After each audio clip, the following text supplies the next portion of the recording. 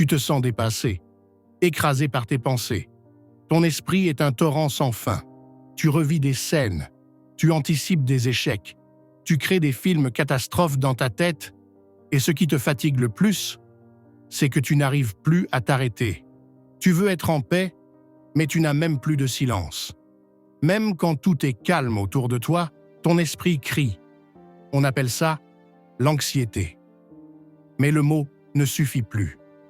Parce qu'aujourd'hui, ce n'est plus une crise passagère, c'est devenu une manière de vivre, une façon d'exister dans le doute permanent. Mais imagine un instant que tu changes de perspective. Imagine que ce n'est pas toi, là, assis dans cette chambre, en train de t'en vouloir.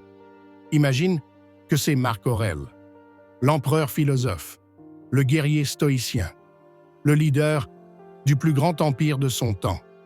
Est-ce qu'il se sentirait écrasé par cette émotion? Est-ce qu'il tremblerait à l'idée de ne pas avoir tout sous contrôle? Est-ce qu'il se laisserait envahir par les « et si » qui rongent ton sommeil? Non.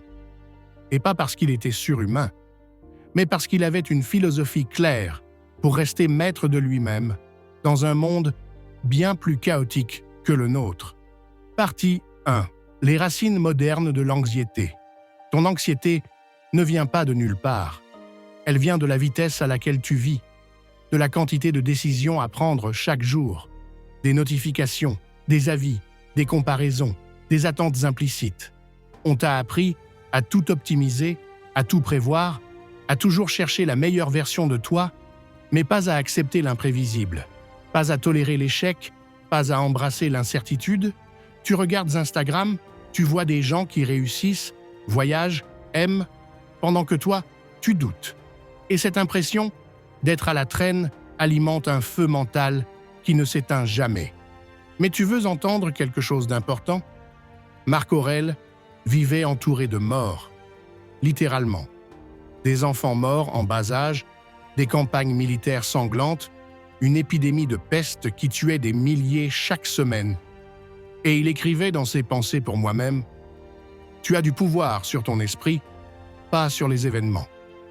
Prends conscience de cela et tu trouveras la force. » Il ne fuyait pas l'angoisse, il la domptait par la clarté.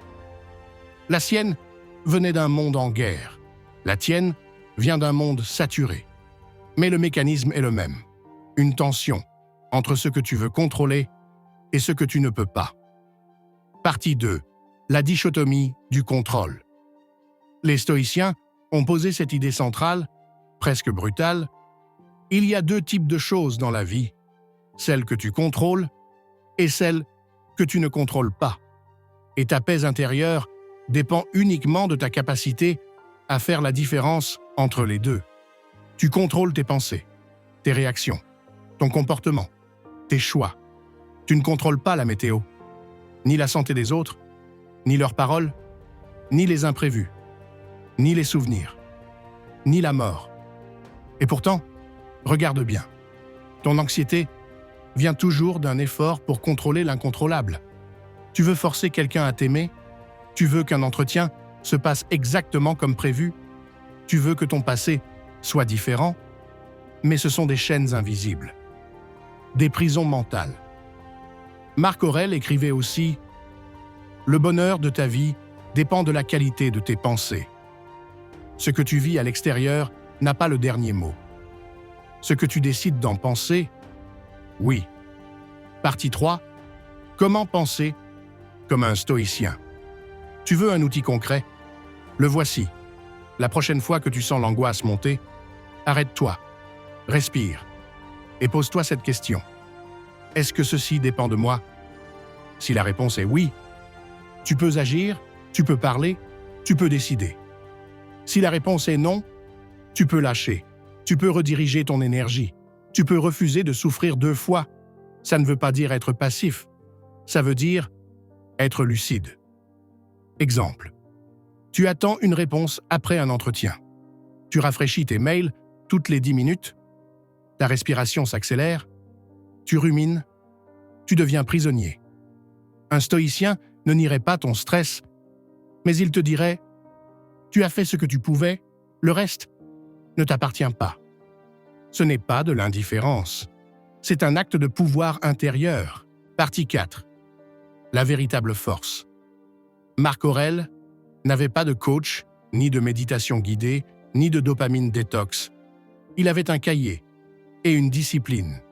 Chaque nuit, il écrivait, non pour briller, mais pour se corriger, pour se rappeler ce qui compte vraiment. Ne perds plus de temps à discuter de ce que doit être un homme bon.